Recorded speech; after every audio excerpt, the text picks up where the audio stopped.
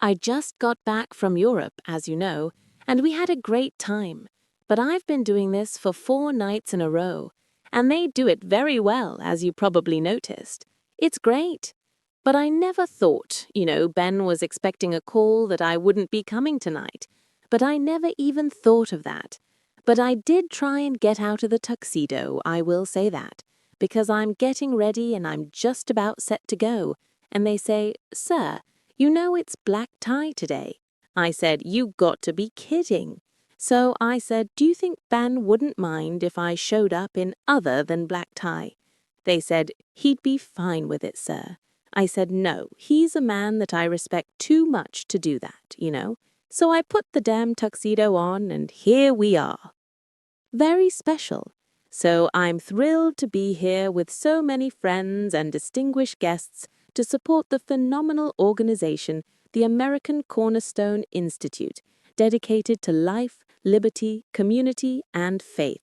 And that's Ben and Candy, frankly. Incredible family.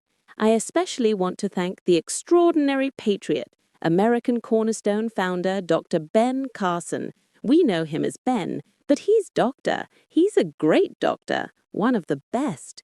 And especially I'd like to thank Candy, because I've known Candy for a long time, and she's the rock behind that man. She's the rock. Wherever you are, Candy, I know you're... These lights are brutal, but that's okay. I know you're out there, Candy, and we love you. And, there you are. Thank you. They're rough lights tonight, Candy. They wanted to do this. They wanted to do a little torture on Trump. Let's put those lights right in his eyes. But I also want to wish Ben a very happy birthday. I won't ask how many years because we don't like talking about that. And personally congratulate the recipient of this year's ACI Founders Award to Susie Wiles. Susie? Where's Susie? There you are. Not only is Susie the first female White House Chief of Staff, that's really surprising. I thought there'd be like a few. None. But it's, in history, she's the first. She's also the best. I will tell you that. She's the best. She makes problems go away. Now, when I say that, I'll knock on wood because I don't want... She makes problems go away. She's the most powerful woman anywhere in the world. They said, I read that today someplace, Susie. One phone call and countries can disappear, but she's not that type of a person. But I believe, she is the most powerful woman in the world. That's pretty good, right? CMS Administrator, Dr. Mehmet Oz. Oz? Where's Oz? How are we doing on favored nations? Oz, next week. Okay. Favored nations. We're going to be reducing drug prices down to a level that nobody, not by 20% or 30%, by like 1,000%. Because, we're paying sometimes 10 times more than other nations, and we're not doing it anymore. It's been going on for a long time. There was a deal with drug companies and nations how to take advantage of the United States. You're going to see the biggest cuts in drug prices, which is going to be great for every aspect. Medicare, Medicaid, Social Security, everything. It's going to have numbers. We're going to literally be cutting prices by 500%, 600%. Drugs that sell for $88 in London is selling for $130. You know what? Think of it. $1,300 for I call it the fat killer. I don't know if it works or not, but it didn't work for a friend of mine who called me. He said he's a very successful guy, seriously obese, seriously, highly neurotic, but a brilliant businessman. You need those qualities sometimes, And he calls me up. He used to call me Donnie. Now he calls me President. So he's come a long way. But he was in a hotel, and he was in London, and he's sent down for, I guess it's Zemkic, which we call the fat drug. And he lives in New York in a beautiful apartment. Extremely crude individual. He doesn't mind me saying that as long as I don't tell his name, 'cause we know a lot of people like him, though. Very successful, fat, neurotic, all the ingredients you need for success, right? And he said, President, this is crazy. Doesn't affect him, anything, but this is crazy. He said, in New York, I paid $1,300 for this thing, and here I paid $88. I said, what is it? You lose weight? He said, didn't work on you. Didn't work. Well, what are you talking? He said, it's $88 in London. It's $1,300 in New York. And while that money doesn't bother this guy at all, he's got a lot of money, but the concept bothers him, Like, what the hell's going on? And we've all known it's been a secret. Dr. Oz is in charge, and he's a smart, tough guy. And I hope he's going to do the job on it, because it's done. The deal is done. And the drug companies, and they've been for years, for 20 years, this has been going on for many years, decades. And basically, the United States has been paying for the cost of drugs of other nations. And it's not going on any longer. I called the drug companies. I called one of the best. I won't use the name because he's actually a high-quality guy. Makes about $40 million a year, all cash. And the reason is that they've been able to sell this crap for 40 years. I mean, who the hell can sell that? And for years, they've been said, well, we have to pay for research and development. We have to do this. We have to do that. That's 2%, 1%. But why aren't other countries paying for research and development anyway? And in the end, I said, look, we're not doing it anymore. We want favored nations. I want the same price as other nations pay, which is far lower than us. And I told him the story of my heavy friend because it was so poignant the way this guy, as a good businessman, he really hit me with it. And I knew it. But they have such incredible lines. That's why they're so highly paid. They were able to get away with it. And this one particular man, one of the biggest, he said, "Sir, you're right." We had a debate for 30 minutes, and I was killing him. He couldn't respond to it. Why are we paying 10 times more than another country right next door? We have a country people go there every month or 2 months to go buy drugs, rich people, because it's such a ridiculous thing. And I said, they're successful and they get paid all that money because anybody that could sell this is damn good. They're amazing executives, actually. And this guy really did something that was good. He held up his hands. He said, half an hour. He said, "Sir, I can't do this anymore. I can't sell it anymore. We got to do something about it. It's very unfair to the United States." Isn't that great? It took him a long time. It took him about 25 years. It took a long time. And we're not going to do that anymore. And if the nations give us a hard time, we're going to tariff them for the difference. Because the nations got very all over the world. It's the world, talking about the entire world. So what's going to happen is they're going to go up a little bit, because the world is bigger than us. Little bit like a lot, but it's the world and it's us. So they're going to go up a little bit. We're going to come down a lot, and it's going to equalize. It's going to be a beautiful thing to watch. It's called favored nations, and we're going to be paying the price that the lowest nation is paying, and we're going to be getting drugs that would cost $80 someplace else, and we're paying 10 times that amount. I mean, they have one pill where it's $8 for the pill, and we're paying $79 for the same pill. That's not even the worst example. So we have Dr. Roz is in charge of it, and I put him in charge because he's a very smart guy and a great businessman. Went to a wonderful school called University of Pennsylvania. Congratulations. Great place. Great place. I like it too, but I don't know. Are we coming after them too? I suspect so. I wonder how much Harvard's going to end up paying us, right? Going to be a lot of money. Going to be a lot. Columbia agreed to $200 million. Others have agreed to mass. You know, what they've done has been terrible. But he went to a great school where I went, and this is going to be earth-shattering.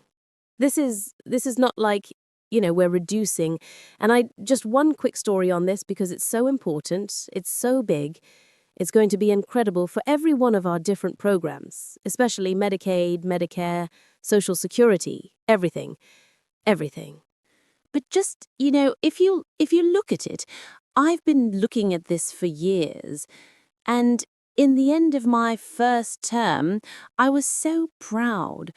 I was so foolish and proud because I was the first president in 32 years who actually brought drug prices down. So I brought them down for the year. So the first time that this has happened in, I think it was 32 years, is a long time where the drugs started out at X and they went down during the course of the year. So after a 12-month period, and I was so proud of myself, I called a news conference, said, "Ladies and gentlemen, I want to let you know that this is the first time this has happened in history of our country. For 32 years, I guess, but maybe longer than that. I'm proud to announce that drug prices for the year have gone down, and the people stood up. The fake news couldn't care less, and they didn't get much of a charge out of it. But a couple of people won like this because they announced the amount. It was 0.25%. I was so proud. But now I'm going to bring them down 1,300%. Think of this. 1,000%, 500%, 200%, whatever. And I'm really proud of that. But at the time, I thought it was wonderful. I actually did something that wasn't done. I think it was just a tiny little cut, but it was something at the time. But after getting to know the system is quite a system, and it's run by very brilliant people on the other side, and we're not going to let that happen anymore. We're not going to be the hospital for the rest of the world. We're going to take care of our country first, and we're going to help other countries also. So, another place we have a lot of money coming in because of tariffs. We have a lot of money coming in because of tariffs. If it wasn't for tariffs, we'd have a big problem. But fortunately, we've been able to stop the world from taking advantage of us through their use of tariffs, right? Sort of interesting. But also here is FDA Commissioner. He's going to be working with us on this. Marty McCary, who's fantastic, who's done amazing. He's done great. Thank you. He's done great. He's really amazing. And they're really working on it with Bobby. They're working on it. Bob's so non-controversial. I wish we could get somebody who's a little bit more exciting in there. But they're doing something. And I think we have, frankly, that's a big announcement. I think we have a bigger announcement coming. I hope on Monday, Marty. It's enough. We have to announce. We have to make the announcement. It's so big. We can't let people keep doing this. I don't want to wait any longer. We don't need anything more. And if it's wrong, it's right. It's not going to be wrong. But if it is wrong, it's fine that we have to do it because we're going to have an announcement on autism on Monday. Gotta be Monday. I don't want to do it Tuesday, Wednesday, Thursday. And I think it's going to be a very important announcement. I think it's going to be one of the most important things that we will do. Because what's happened with autism, do you know that if you go back 15 years, maybe a little bit longer, it was 1 in 10,000 children had autism. Bobby told me it's hard to believe that this is correct, that as of recently, it was 1 in 10 boys. Is that pretty correct, Marty? And us 1 in 10, 1 in 12. 1 in 12. Think of it. 1 in 10,000. Before that, it was 1 in 20,000. But it was 1 in 10,000, let's say 16, 17 years ago. And now it's 1 in 12 boys. And girls are slightly higher. Not much, but they're slightly higher. It's so horrible. It's so horrible. And I think we have the answer. And I think it's going to be very strongly given, and we're going to do it on Monday. I'd like to do it tomorrow. Tomorrow we're honoring a great man. However, Charlie Kirk, we're honoring somebody that's been with us right from the beginning. Right from the beginning, he's been with me. He had an army, and he loved what we were doing so much. He was such a great guy. He'd say, "President, could you come tomorrow and make a speech?" I said, "Tomorrow?" I said, "Charlie, I'm president. I mean, you got to give me a little notice." He said, "Well, would it be possible? They'd love to see you." Usually I tried to do it. He was unbelievable. He had just an army of young people. They loved him so much. I mean, they're devastated right now. Everybody is devastated. So we're going tomorrow, and we're going to be flying in and going to say some little words. But there are no words to really describe what happened. Should never have happened to him. He's a good person. There was nobody deserves that. But he really did deserve that.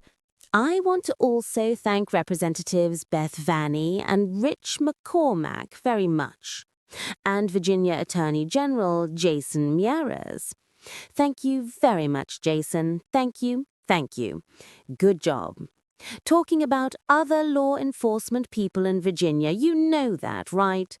I had one that was endorsed so strongly by 2 Democrat senators that I said I don't want that person.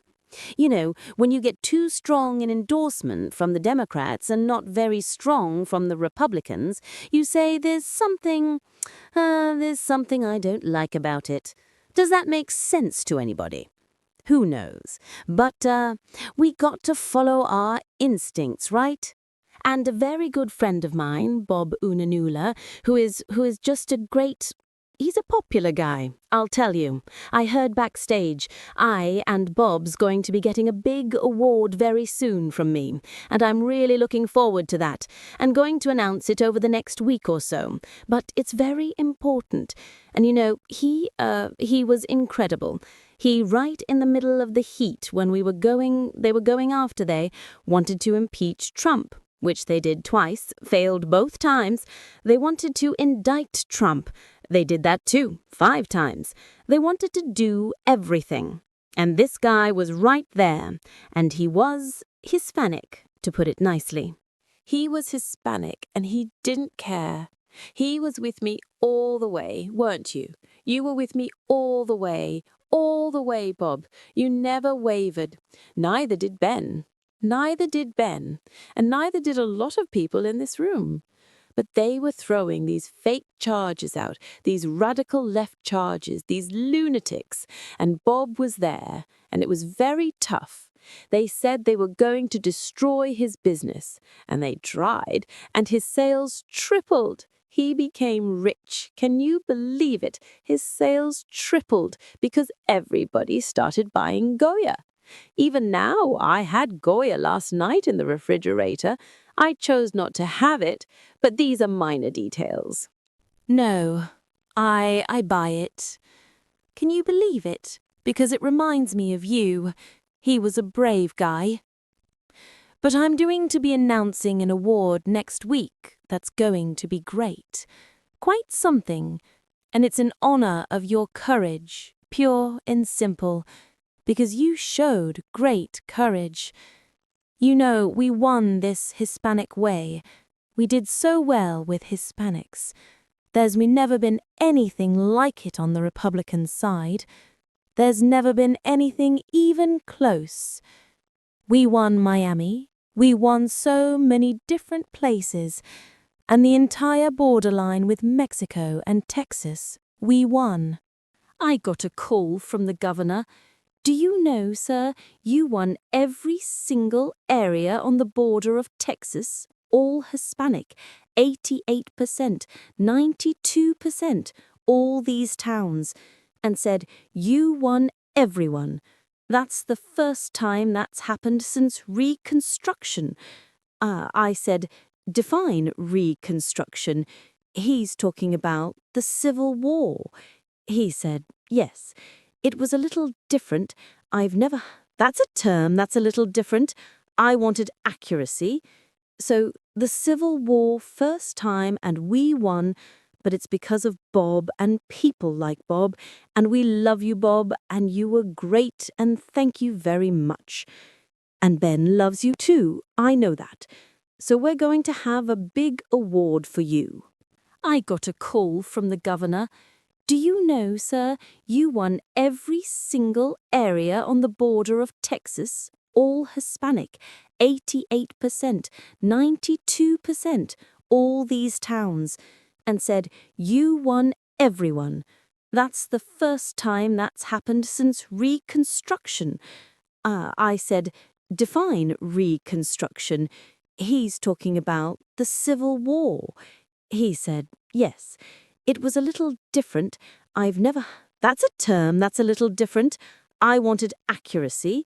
So the Civil War first time and we won, but it's because of Bob and people like Bob, and we love you, Bob, and you were great, and thank you very much. And Ben loves you too, I know that. So we're going to have a big award for you. But as you know, we're here this evening at George Washington's beautiful Mount Vernon, as I've just returned from the magnificent United Kingdom with King Charles and Camilla and the whole group. What a group. They're great people. They're great people, and they really laid it out. They said there's never been, and don't forget, they're really honoring the country. There has never been anything, and they did it for me a number of years ago. It's the first time they've done it twice for president. That's because it wasn't consecutive. No, we actually know it was consecutive. Okay, if we want to be accurate about it, we want to be accurate. I'll be called a three-termer. But the only problem is I want to be 3 terms, but I don't want the results of the second term. Okay? I don't want anything to do with people pouring into our country totally unchecked, and a big problem. But we're getting them out. We have no choice as a country. We have no choice. We're doing better than we've ever done as a country, I believe. But a lot's changed since the days of President Washington and King George III. But I think that the father of our country would be very pleased and proud to see America strong and respected again. We're very respected again. And I saw that because, I would say the United Kingdom, there's nobody that can do the pomp and ceremony like them. Don't we agree? Although tonight's a very beautiful evening, but I got to be honest, nice tent, it's a nice tent. I like that building that's 1400 years old slightly better. Did you see that? The table? It was like 100 yards, like a length of a football field in a ballroom that was like this. It was the most. They opened the doors. I said, I've never seen anything like this. But this is a close second. I didn't see any poles holding the ceiling up. Let's see. No, this is beautiful. Beautiful because of the people. And we had, by the way, everybody was there. Every big business leader. That was an amazing event. But it was respect for the country. It's the biggest event they've ever done of its kind. It's never been anything even close. It was you, Mr. President. Thank you. I like that guy. I don't know who the hell he is. I know he's all men. Who is that? Stand up. Look at this guy. I don't know who the hell he is. I like him. Thank you. I like that voice. I like that voice. Thank you very much. But there could be no more appropriate place to hosting the gathering because American Cornerstone Institute exists to defend and promote the fundamental values and principles of the American founding. Those are the ideals that our movement and our administration are defending each and every day. And now our country is thriving like never before. We're thriving. You know, the king of Saudi Arabia said to me when I was over there, sir, 1 year ago you were a dead country. He actually said he thought that it's tough, but it's true. We were a dead country. We were going to be a non-country. And now we've got the hottest country anywhere in the world. There's no country as hot as we are. Under all 4 years of Biden, only $1 trillion of new investment came into the United States. So that's 4 years, 1 trillion. It's a little less than that. Under 8 months of Trump, we've already secured commitments of $17 trillion coming in. And if you take the good years that we've had, it's just a small fraction. Think of it. It's going to be more than $17 trillion for the year. And this is, essentially, we're talking about up till that point, 8 months. 17 trillion. There's never been any country that's done anything like that. There's never been any country that's done anything like that. It's largely because of 2 things. November 5th, the election, presidential election, but of equal and maybe greater importance. So I guess the ultimate is if I didn't win, you wouldn't be doing this. But the tariffs are bringing the money in at levels that we've never seen before. It's made us a rich country, and it's made us a powerful country. Because of tariffs and trade, we've been able to stop 7 different wars. Think of it, because I said, well, then you're not going to trade with us anymore, and you don't fix yourself up. The stock market has just set another record. I think it's 48 times during this short period of time we've reached new highs and mortgage rates despite a totally incompetent fair-fed chairman. Too late. I call him Too Late. Jerome Too Late Powell. Total. He's an incompetent guy. But he lowered the other day. Lowered after too late. But mortgage rates still have hit a 3-year low, despite a Fed that should have been much lower than he is. But mortgage rates, despite that, think of it, and the country is doing so well. When the stock market hits new highs, it's just hit on Friday the highest it's ever been, getting very close to a 50,000 mark on the Dow. That's pretty big, right? Look at all you happy people. I wouldn't want to be in the room if it were the opposite. You would. But first of all, the room wouldn't be here. I probably wouldn't be here, and Ben wouldn't be here either. We'd all be sitting home commiserating, right? But think of it, Friday we hit the highest stock price we've ever had on all 3 indexes. The Americans are spending the least amount of their disposable income on gasoline since it's about 20 years. For 20 years we're spending, and we have the number down. I think we're going to be breaking $2 a gallon for gasoline. Previous administrations slashed the number of new oil and gas leases by 95%. Think of that. The administration Bidened the auto pen.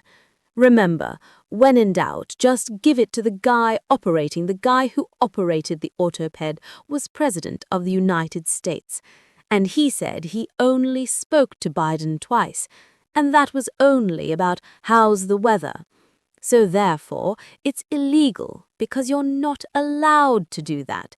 You shouldn't use an auto pen anyway. You know, when I sign something about somebody's made a general or somebody's made a secretary of something other than Oz, who doesn't care so much about formality, but I think it's nice to actually have a signature other than an auto pen. I think the only one he actually signed was Hunter's pardon was actually signed by him. You know how you can tell? It was like chicken scratch. My father's, you want a real signature? This was like chicken scratch, the auto pen looked much better. But you don't do that, you have an obligation. They put these big, beautiful, oftentimes magnificent pieces of very expensive paper, very, very particularly expensive paper, and a beautiful paper, and you sign it, and, nobody wants to see. You could tell. I can tell an auto pen immediately. There's usually 2 little pinholes, You know what that's from? Pulling the paper. When you see the pinholes, it's not too original, unless somebody's using 2 pins to pull it across.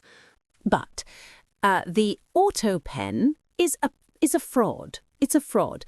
They had people like Lisa Monaco. They had people like Weissman, who wasn't in the administration, but he was pulling her shots.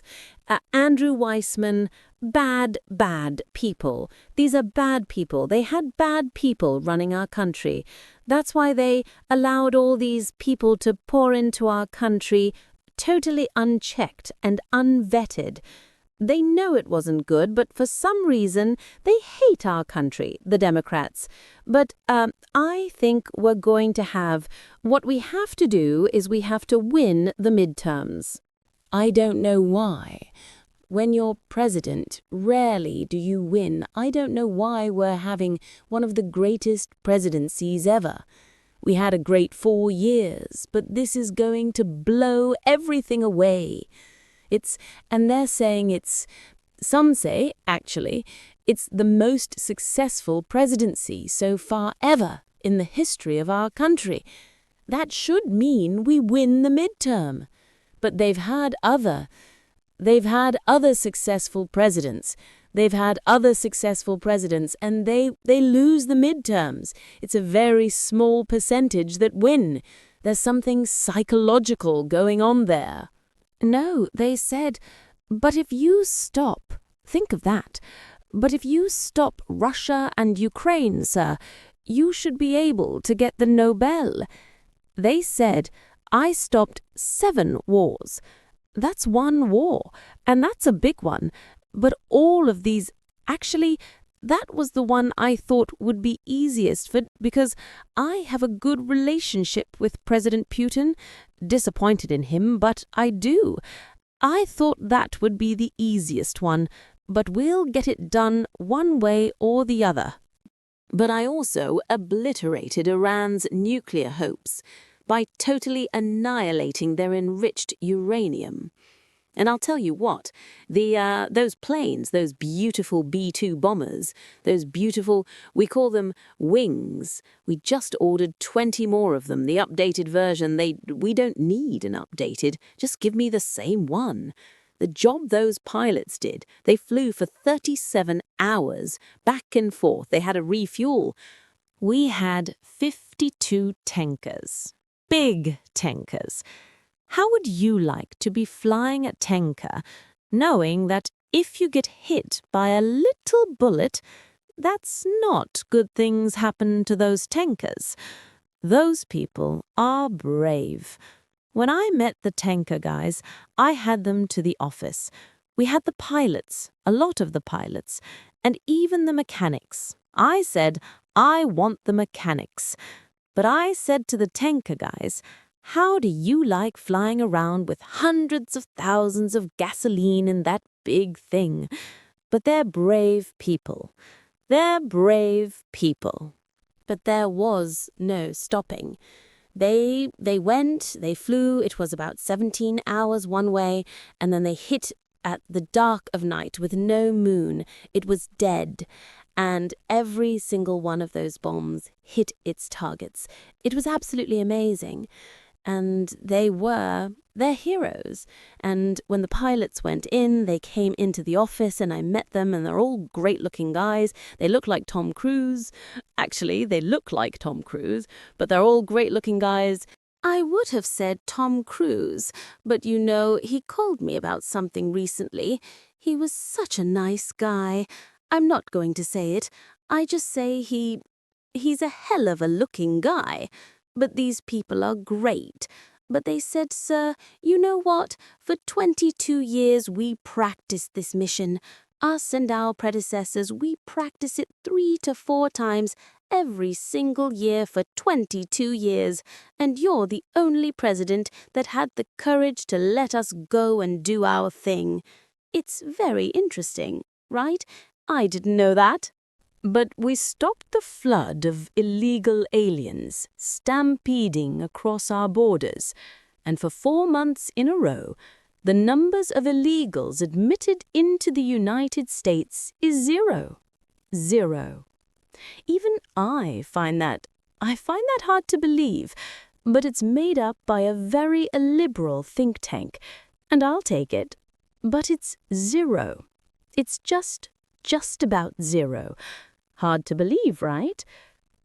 If you look back a year and 2 years, it was millions of people coming across our border from mental institutions, from prisons, drug dealers, gangs, the toughest gangs anywhere in the world. They came from all over. We designated Trend Araguaia MS-13 and the Mexican drug cartels as foreign terrorist organizations, which nobody else did. And we're hitting them, as you probably noticed, very hard. And we're blowing the Venezuelan terrorists. We're blowing them the hell out of the water. Every time you see a boat, thousands of people die from the cargo in that boat. Thousands of people die. And then the radical left say, oh, this is not nice. Well, thousands of people are dying because of those boatloads of drugs, fentanyl, and a lot of other drugs. We're restoring law and order to our cities and towns, including our nation's capital, Washington, D.C., where you can now go out to have dinner. That's right. Here we are. You can now have... What is the difference? I was at a deal today and I'm in the car and I said, ride me right through Washington. I want to go right. The parks were groomed. There was no trash. There were no tents. We had no tent cities. It was clean. It's going to look even better in 6 months to a year. We're going to change the medians that are rotted. We're going to get rid of a few potholes. But even it looked Susie. It looked beautiful. It was so different. Nice weather, nice day. The grass was grown. Some of the grass I'm not going to have to change. I thought I was going to replace the grass all over. This grass looked good. It looked so good. And we actually had soldiers. You saw them? We didn't tell them to do this because we don't want to tell them. They were picking up trash. Did you see that? They were picking up trash. The National Guard, these great military people, the job they did has been unbelievable. And then, this is a tough argument for them. I would say this is tougher than men playing in women's sports and transgender for everybody. Transgender for everybody, but the men playing in women's sports is tough, but, the open borders is tough. But the best argument is crime. This is what I like to run crime. We don't like crime. And the Democrats obviously love it. How about that? They like crime, we don't. They want to ruin our country. They want to ruin Israel. They want to ruin every country. But you look at what's happening. It's just crazy. But crime is a thing that I would like to be running on. That's better than the economy. It's better than borders. It's better than anything. Crime is what we want to run on because people are getting their ass kicked. They're getting killed in the streets. They're getting robbed. Stores are getting robbed. It's just horrible. And people want to be safe. And we brought crime way down. We brought it way down. And then we gave it up. We brought it way down. You look at the statistics. All the places where they had crime, they don't have crime anymore. We brought it way down, and now it's coming back, and it's worse than it ever was before. But we're going to get it fixed again. We're going to get it fixed very quickly, and people will be safe again. They want safety. They want law. They want order. And we love our police. We have to let them do their job. They don't want to let them do their job. They want to take away the weapons. They want to take away their power. They want to take away their dignity. We're not going to let that happen. We love our police, and they're going to be able to do their job and do it the way they're supposed to do it. And that means stopping crime, stopping it cold. And we have the greatest people in the world. I meet them all the time. Police, firemen, military, the greatest people in the world. They do their jobs with such courage, and they don't get the respect that they deserve. We're going to bring back that respect. We're going to bring it back stronger than ever before, because they deserve it, and our country deserves it. And we have to have a strong military. We have to have the strongest military in the world. We had it. We built it. We rebuilt it. It was depleted. It was depleted like you wouldn't believe. We built it up. And now we have to keep it strong. Because without a strong military, you don't have a country. You don't have borders. You don't have anything. You need that military, and it has to be the best. And we had the greatest equipment in the world. We gave our military the greatest equipment ever made. Planes, tanks, ships, missiles, everything. All made in the USA. All made by our workers. And our military loved it. They loved having the best equipment. And it kept us safe. It kept us respected. Nobody was going to mess with us when we had that strength. And then we left it behind. We left it all behind. We gave $85 billion of it to the Taliban. Can you believe that? The best equipment in the world. Brand new planes, brand new tanks, brand new rifles. Everything you can think of. We left it there. And now the Taliban has it. They're showing it off. They're selling it. They're giving it to China. They're giving it to Russia. It's a disgrace. It should never have happened. And because of that weakness, 13 great soldiers lost their lives. Innocent people lost their lives. Hundreds of people injured. And it was such a horrible, horrible day for our country. It should never have happened. It was all because of incompetence. Pure incompetence. And the world looked at us differently after that.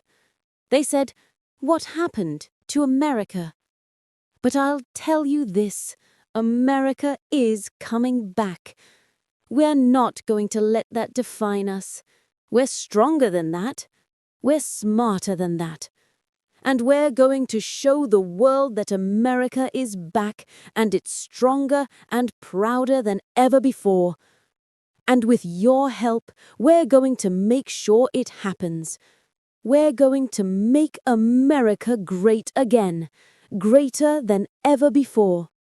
It's all common sense. That's really what it is. We don't need radical ideas. We don't need socialist experiments. We need common sense. And that's what we're going to bring back.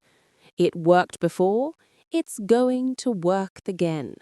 Because common sense always works. And the American people understand that. They're smart, they're tough, and they want what's right. We cut taxes more than anyone in history. We cut regulations more than anyone in history. We brought jobs back. We rebuilt our military. We secured our border. We achieved energy independence. We did it all. And we're going to do it again. Because we know how and we know what works. And we love our country enough to fight for it. They're doing the opposite. They're raising taxes. They're adding regulations. They're killing jobs. They're opening the border. They're shutting down energy. They're destroying our country. And we can't let them get away with it. We're not going to let them get away with it. We're going to stop them. And we're going to turn it all around. And it all starts on November 5th. That's the day. That's the most important day in the history of our country. More important than ever before. Because if we don't win, we're not going to have a country left. That's how serious it is. We have to win. We have no choice. And we're going to do it together. So tell everyone you know, family, friends, neighbors, co-workers, tell them to vote. Tell them to vote early. Tell them to vote in person. Tell them to vote by mail if they have to. But just vote, vote, vote. Because that's how we're going to win. That's how we're going to save our country. That's how we're going to make America great again. This is the biggest movement in the history of our country. Bigger than anyone ever thought possible. It's not about me. It's about you. It's about the American people. It's about love of country. It's about wanting a better future for our children and grandchildren. That's what it's about. And that's why it's so powerful, because it comes from the heart of the people. I see it everywhere I go. Crowds like nobody has ever seen before. Energy like nobody has ever seen before. People waiting in line for hours, sometimes days, just to be part of it. It's love, it's patriotism, it's America, and it's beautiful. We have the greatest people in the world. We have the greatest patriots in the world. But we're up against powerful forces, the media, the deep state, the globalists, the radical left. They don't love our country. They want to tear it down. They want to destroy everything we've built. But they're not going to succeed, because we're stronger than they are. We're smarter than they are, and most importantly, we love our country more than they ever could. So don't lose hope. Don't get discouraged. Stay strong. Stay united. Stay proud. Because we're going to win. We're going to take our country back. We're going to restore its greatness. We're going to keep America safe, keep America strong, and keep America free. We're going to make history together, and we're going to do it soon. So, thank you all very much. Thank you for your support. Thank you for your love of country. Thank you for being part of this incredible journey. Together, we're going to save our nation. Together, we're going to make America strong again. We're going to make America proud again. We're going to make America safe again.